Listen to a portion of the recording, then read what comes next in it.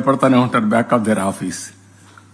నేను అందుకే ఎట్టి పరిస్థితుల్లో ఇలాంటి వ్యక్తులు రాజకీయాలు లేరంటే ఇంకా ఆంధ్రప్రదేశ్ రాష్ట్రం ఒకే మూమెంట్ వస్తుంది. ఇలాంటి వాళ్ళు ఉన్నారంటే సందేహం ఎప్పటికీ ఉంటుంది. సార్, లాస్ట్ గవర్నమెంట్ లో జరుగుతున్న అక్రమాలు ఒక్కొక్కటి బయటకు వస్తున్నాయి. ముంబై మోడల్ ని కూడా వాళ్ళ ఫ్యామిలీని కూడా వేధించారు. అందులో బలవంతంగా ఐపీఎస్ ని కూడా ఇన్వాల్వ్ చేసి గవర్నమెంట్ లో కీలకమైనటువంటి వ్యక్తులు కార్యకలాపాలు చేశారన్న ఒక ప్రచారం కూడా జరుగుతుంది సార్. ఇది మీ దృష్టికి వచ్చిందా? వస్తే అలాంటి చర్యలు ఉండిపోతున్నాయి సార్. అంటే మీరు ఇప్పుడు చెప్పారు ఐపీఎస్ గురించి కూడా. ఐపీఎస్ఏ కాదు, డే బై డే ఆ స్టోరీలు ఏంటంటే మీకు ఏమనిపించింది? బాధ అనిపించలేదా? వాళ్ళ బిహేవియర్స్, ఆ స్టోరీస్ అవి విన్నప్పుడు అసహ్యమే లేదా? Never I heard all these things in my life. In politics ఎప్పుడో ఒక చిన్న ఇది వస్తే అది పెద్ద స్కాండల్ గా ఊహించుకున్నాం ఒకప్పుడు. ఇప్పుడు యూజువల్ అయిపోయినాయి. పార్టీలు మాట్లాడరు, ఆ పార్టీ ప్రెసిడెంట్ మాట్లాడరు. ఏం నాకు చిన్న ఈ రోజు నిన్న మా వాళ్ళు ఏదో చిన్న పనులు చేశారంటే I'm very serious about it. నా ఇమేజ్, నా క్రెడిబిలిటీ, మా పార్టీ విశ్వసనీయత, I'm thinking seriously. I want to talk to them very frankly. I want to guide them, or otherwise I want to be very firm. అలాంటివి నేను ఆలోచిస్తుంటే ఇన్ని జరుగుతా ఉంటే మాట్లాడరా మీరు? అంటే ఏంటి మీ ప్రవర్తన? ఈ రాష్ట్రం ఏంటి?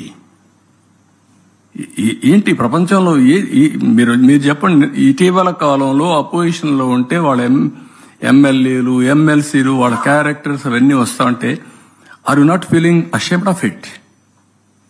మీకు అనిపించలేదా? ఇక్కడుండే లీడర్స్ మిమ్మల్ని అడుగుతున్న మీడియాని, is it the way running political parties? మనం మోడల్సా? మనం ఆదర్శమా? ఇదే మనం నేర్పించే సమాజానికి? మొన్నటి వరకు వీళ్ళు చేసిన దౌర్భాగ్యం గంజాయి వెంటాడతా ఉంది మమ్మల్ని. ఇంకా దాన్ని ఎట్ట తీసేయాలి నేను అప్పుడే ఎలక్షన్ ముందే చెప్పాను.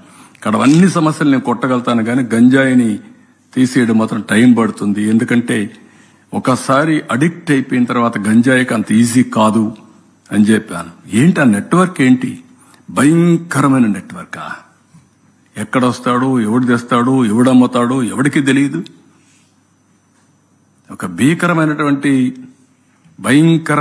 నెట్వర్క్ క్రియేట్ చేసి రాష్ట్రాన్ని గంజాయి మత్తులో సుడిగుండంలో నెట్టేసే పరిస్థితికి వచ్చారు. దాన్ని చూస్తే బాధ, ఆవేదన. కానీ వాట్ కెన్ వి డూ? అంత ఈజీగా ఉండదు. సరే, లిక్కర్ అంటే, మద్యం అంటే నేను కొట్టగలిగాను, దాన్ని కూడా సమర్థించుకుంటారు. బుద్ధి జ్ఞానం లేకపోతే ఎక్కడా లేని పాలసీస్ మీరు తేవడం ఏంటే? ఎవడిచ్చాడా మీకు అధికారం? మీ బ్రాండ్ మీరు తయారు చేయడానికి? There is a national brands, there is international brands, there are companies over a decades, centuries they are in that profession. ఉండో తీసుకొస్తావు, ఏదో బ్రాండ్ పెడతావు, ఏదో చేస్తావు, కలుపుతావు. అంటే మొలాసెస్ కలిపేసి ఇచ్చేస్తే లిక్కర్ అయిపోతుందా? దానికి స్టాండర్డ్స్ లేవా? చాలా దారుణం. అంటే లెక్కలేనితనం అన్నమాట. మేము ఏమైనా చేస్తాం, అడిగితే ఎదురుదాడి చేస్తాం, పేపర్లో రాయిపిస్తాం, లేకుంటే మా సాక్షి న్యూస్లో చూపిస్తాం, మా బ్లూ మీడియా ఉంది వాళ్ళు కూడా వేస్తాం. ఏంటి మీకు వాల్యూస్ లేకపోతే ఎట్లాంటివి ఇవన్నీ? ఓకే, రాజకీయాలు different. You may like my ideas, my ideology, you may not like, but there is a policy, there is some ethics. Minimum ethical standards లేకుండా రాజకీయాలు చేయడం ఏంటండి? So these are all the problems I am facing. I am inherited with pain, suffering. I am telling you. ఏంటి ఇలాంటి దౌర్భాగ్యమైన రాజకీయం ఏం చేయాల్సి వస్తుంది? ఇలాంటి వాళ్ళతో నేను పోరాడాల్సి వస్తుందని చెప్పి బాధ. ఇలాంటి విషయాలు మాట్లాడాల్సి వస్తుందని నమోషి. మాట్లాడకపోతే ప్రజలు అర్థం చేసుకోలేరు. ఒకప్పుడు ఉద్యమంగా చేసేవాడిని. నీరు, మీరు, జన్మభూమి, శ్రమదానం, ప్రజల వద్దకు పాలన, లేకపోతే ఆకస్మిక తనిఖీలు, ఇవన్నీ నా ప్రోగ్రామ్స్. ఇప్పుడేంటి కామ పార్టీలు, ఏంటి వీళ్ళ గురించి మాట్లాడు? Can you imagine? అసహ్యం అనిపించలేదా? వాళ్ళు మాట్లాడే మాటలు. మొన్నటి వరకు బూతులు, ఇప్పుడు బూతులు లేవనుకోండి, ఆ బూతులు మాట్లాడే నోటికి తాళాలు పడ్డాయి. విన్నామా పోనీ 5 ఏళ్లు ఎన్ని బూతులండి, ఎన్ని మాటలండి. ఇప్పుడు ఎవరన్నా మాట్లాడుతున్నావా బూతులు? చేత కదా? మనకు నోరులు లేవా? ఎందుకు మాట్లాడలేదు? Can you won't see that difference? Hell of difference మీకు కనపడలేదా? ఒకప్పుడు బయట పోతే మీరంతా నా ఇంటికాడ వచ్చి కాపలా కాసేవాళ్లే కదా, ఎక్కడ రానిచ్చారండి? విశాఖపట్నం పోతే రానియరు, తిరుపతి పోతే దిగనీయరు, ఇంటికాడ నుంచి బయట రానియరు. Can you imagine? గేటుకు తాళ్లు కడతారు. ఇక్కడికి వస్తే, అమరావతికి వస్తే తాళ్లతో, కర్రలతో, చెప్పులతో వేస్తే ప్రజాస్వామ్యం ప్రజ్వరిల్లుస్తోంది, చైతన్యం పెరిగిపోయింది అని డీజీ మాట్లాడతాడు. ఇవన్నీ మనం చూసిన అరాచకాలు, మీడియా పైన దాడులు,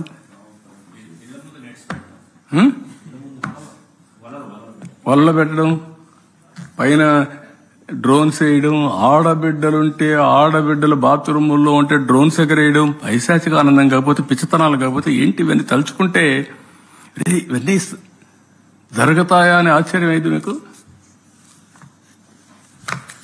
అన్నాయి. కానీ మీరు మర్చిపోతే ఏంటంటే ప్రజలు కూడా మర్చిపోయేదానికి ప్రయత్నం చేస్తారు. కానీ జ్ఞాపకం చేయకపోతే ఈ భూతవాట ఉంటుంది. ఇప్పుడు మీకు మస్కిటోస్ ఉంటాయి. ఒక సీజన్లో మస్కిటోస్ సైలెంట్ అయిపోతాయి, ఆ సీజన్ వస్తే జుమ్మని వస్తాయి, మల్టిపుల్ లావాకి వెళ్ళిపోతాయి. అది వెళ్ళిపోయి మళ్ళీ కరెక్ట్ గా మీరు ఆ సీజన్ వస్తే మళ్ళీ ఓవర్ నైట్ పుట్టగొడుగులు మరి ఉన్నాయి. కొన్ని చలి ఇవి ఉంటాయి, అవి ఏమంటారు మన పల్లెటూరులో, చలివెందులు ఏదో అంటారు, ఒక ఈగలు. అవి అవి ఒక సీజన్ లోనే వస్తాయి, ఒక్క వర్షం పడినప్పుడు వస్తాయి ఉసుర్లు. ఆ ఉసుర్లు అట్లా వస్తాయి. అవి కొన్ని రాయలసీమలో అయితే చాలా మంది అవి తీసుకొని తింటారు.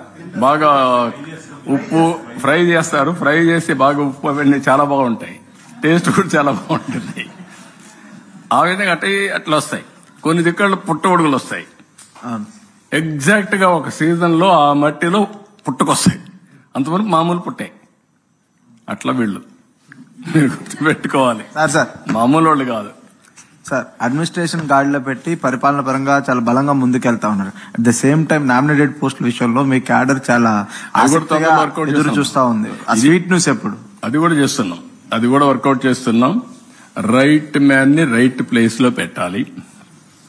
అది కూడా లేట్ కాకూడదు. నాకు వచ్చిన సవాళ్ళు అంటే మీ మారిగానే నాకు కూడా 24 గంటల టైం, మా పార్టీ వాళ్ళకి కూడా 24 గంటల టైం. ఇప్పటికి 70 రోజులు 80 రోజులు అయిపోయింది. 70 రోజులు అయిందా? 75 రోజులు అయిందా? 75 రోజులు అయింది.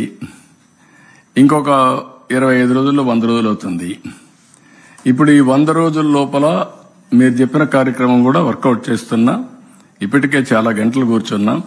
మళ్ళా నేను ఇచ్చే పొజిషన్స్ రాంగ్ చాయిస్ ఇస్తే మళ్ళా నన్ను తిడతారు.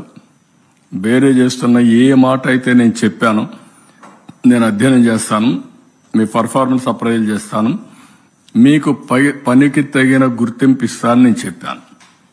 ఆ ఎక్సర్సైజ్ చేస్తున్నా, నెంబర్ ఆఫ్ అవర్స్ కూర్చున్నా. మళ్ళీ నేను జనసేన బీజేపీ వాళ్ళతో కూడా మాట్లాడుకోవాలి. ఇంత మునుపు నేను ఒక్కనే చేసేసేవాడిని. ఇప్పుడు కోయిలేషన్ ధర్మంలో అందరితో కూడా మాట్లాడుకొని we have to move forward, we have to carry everybody with us, all of us has to move forward. ఎలక్షన్లో పోటీ చేశాం, అదే మరి వర్కౌట్ చేసుకుంటాం. ఏది కూడా సైంటిఫిక్ గా ఉంటుంది. ఒక బేస్ కూడా ఎప్పుడు కూడా ఆ రోజు సెలక్షన్ ఆఫ్ క్యాండిడేట్స్ లో ఎట్లయితే చేశామో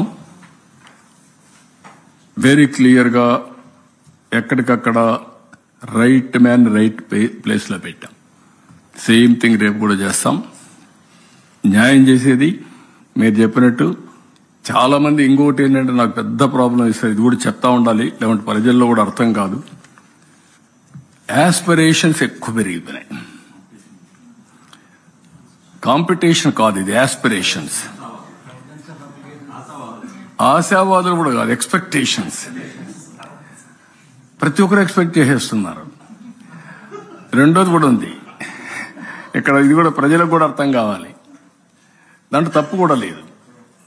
అందరూ సాక్రిఫైస్ చేశారు, అందరూ సఫర్ అయ్యారు. సఫర్ అయిన వాళ్ళందరూ ఎక్స్పెక్టేషన్ చేయడంలో తప్పు లేదు. వాళ్ళ ఎక్స్పెక్టేషన్స్ ఎట్లున్నాయంటే బియాండ్ సాల్వింగ్ ది ప్రాబ్లమ్స్ వరకు వెళ్ళిపోయినాయి. అంటే నేను చేశా కదా, నేను కష్టపడ్డా కదా, నేను సఫర్ అయ్యాను కదా. ఇప్పుడు ఒక ఆయన ఉన్నాడు, వైఎస్ఆర్ కాంగ్రెస్ పార్టీ పీరియడ్ లో